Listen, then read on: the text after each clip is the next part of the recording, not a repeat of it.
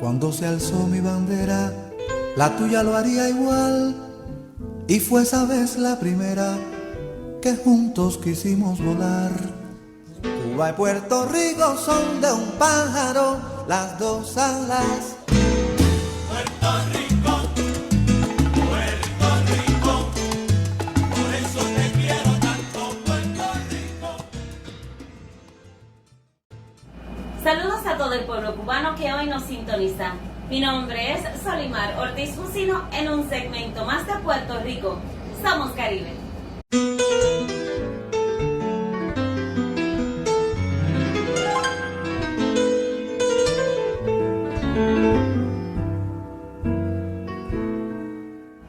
En el día de hoy presentamos un programa especial dedicado a los esfuerzos que se han realizado por la descolonización de Puerto Rico.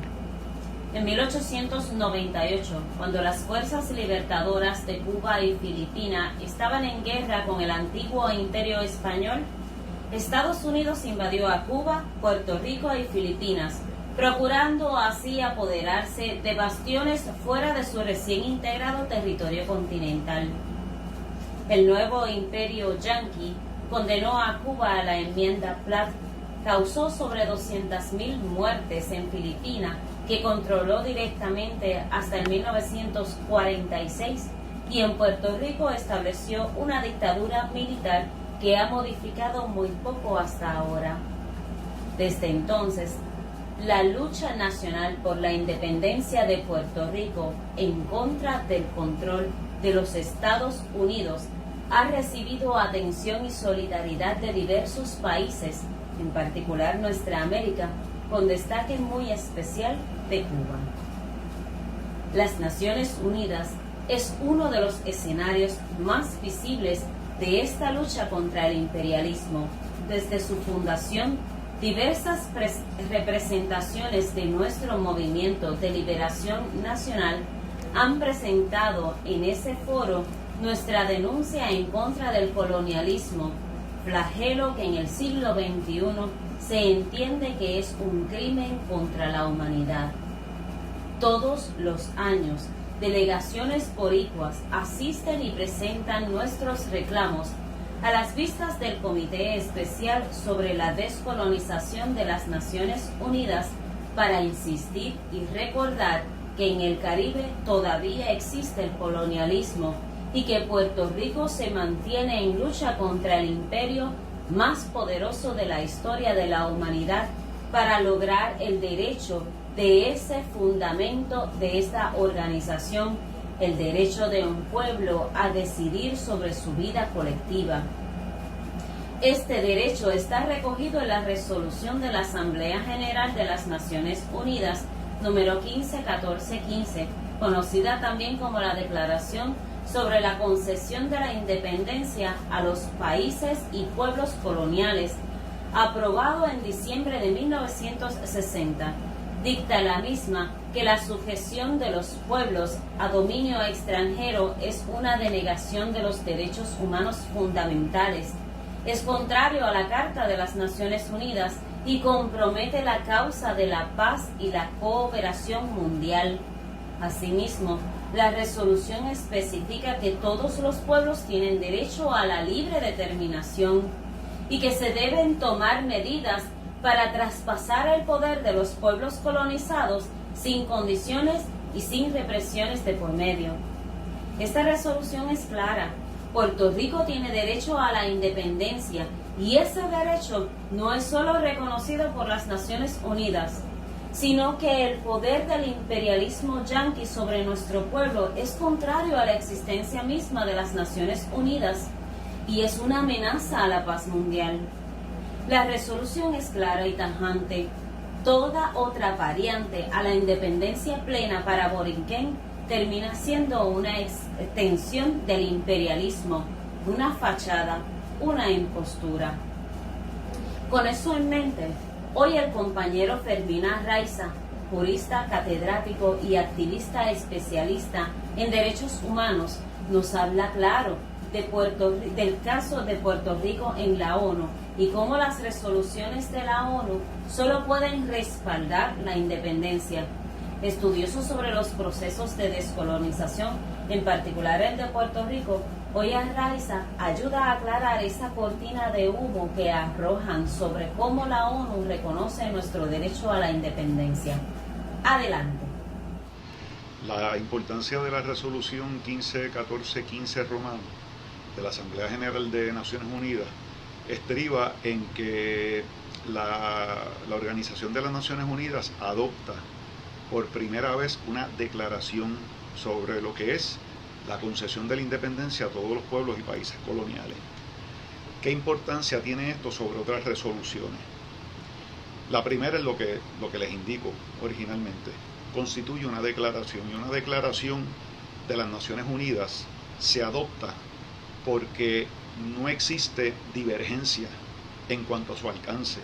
Las declaraciones, aunque en un grado menor que los contratos y los tratados internacionales, tienen un carácter obligatorio para toda la comunidad internacional, no solamente para los estados que votaron a favor de la resolución, sino incluso para aquellos que se abstuvieron. En el caso de la 1514-15 romano, hubo cerca de 7 o 9 estados que se abstienen, que eran las grandes potencias coloniales, pero ninguna le vota en contra a dicha resolución. Y por eso es que se entiende que el derecho a la autodeterminación de los pueblos, que incluye el derecho a la autodeterminación e independencia, como muy bien menciona esta declaración, es una norma imperativa de derecho internacional público. Es decir, una norma que debe ser respetada por todos los estados, no importa si han ratificado o no los dos tratados principales de derechos humanos que incluyen el derecho a la autodeterminación, que son el Pacto Internacional de Derechos Civiles y Políticos y el Pacto Internacional de Derechos Económicos, Sociales y Culturales. ¿Cómo se diferencia la 1514 también en términos de la propuesta que está trayendo Pierluisi y el Partido Nuevo Progresista de incorporar representantes o cabilderos dentro de los cuerpos legislativos estadounidenses? Sí, en Puerto Rico recientemente se celebró un referéndum dentro del proceso electoral puertorriqueño en las elecciones de noviembre del 2020. ¿Qué sucede? Los electores hábiles para participar en ese proceso electoral eran ciudadanos americanos residentes en Puerto Rico. ¿Por qué esto es importante? Porque todo plebiscito sobre autodeterminación, quienes vienen llamados a votar son los nacionales del país a autodeterminarse. Es decir, los ciudadanos americanos que viven en Puerto Rico no pueden decidir el futuro político de Puerto Rico, y eso cualquier país en el mundo lo tiene claro, incluso los Estados Unidos. O sea, estamos hablando de un código electoral en Puerto Rico que ha sido aprobado por un sector político que todos conocemos y que aboga por la anexión de Puerto Rico a Estados Unidos. Sin embargo, no cumple con los parámetros del derecho internacional. Esto es importante también cuando nosotros hablamos de si los puertorriqueños somos o no somos una minoría dentro de Estados Unidos. Los puertorriqueños somos una mayoría dentro del territorio nacional puertorriqueño. No olvidemos que Puerto Rico, lejos de ser una minoría, constituye un pueblo con todas las características que define el derecho internacional, con el derecho a la autodeterminación y la independencia, que de hecho es el único derecho inalienable en el derecho internacional. Los otros son opciones que son creadas posteriormente por la resolución 1541-15 romano, que se parece mucho, ¿verdad?, en términos de la numeración, pero que son muy distintas, y si se fijan, la resolución 1541-15 romano no cuenta con el aval de toda la comunidad internacional, por eso no tiene el rango de declaración, y esto es muy importante. Entre los votos que se abstienen y los votos en contra de la 1541-15 romano, tenemos más países que los votos de los países que votaron a favor. Y en ese sentido es una resolución muy debilitada en el derecho internacional y que sí se ha utilizado para tratar de lograr acuerdos con los poderes administradores que permitan el ejercicio pleno de la soberanía de estos pueblos sometidos a una administración, ¿verdad?, por parte de los poderes coloniales. Sin embargo, equiparar el término integración con el concepto de anexión, el cual ya había sido condenado por la Corte Internacional de Justicia desde 1971. Recordemos el caso de Namibia. Hay una opinión consultiva sobre el caso de Namibia que establece claramente que existe un principio de no anexión. Y este principio tiene que ver mucho con el deber que tienen los estados, los estados administradores, de rendir informes a la Asamblea General de Naciones Unidas sobre la administración de estos territorios. Son informes periódicos que se tienen que rendir para tratar de demostrarle a la comunidad internacional que estos pueblos han ido alcanzando un nivel de desarrollo político, económico y social que es aceptable para que ellos entonces puedan tomar una decisión sobre su futuro político. Recordemos que en el caso de Puerto Rico, estos informes se suspendieron en el 1953. En el 1952 Puerto Rico adopta una constitución con el aval del Congreso de Estados Unidos y el gobierno de Estados Unidos procede a moverse a la Asamblea General de Naciones Unidas y en una votación muy dividida logran la aprobación de la resolución 748 octavos romanos.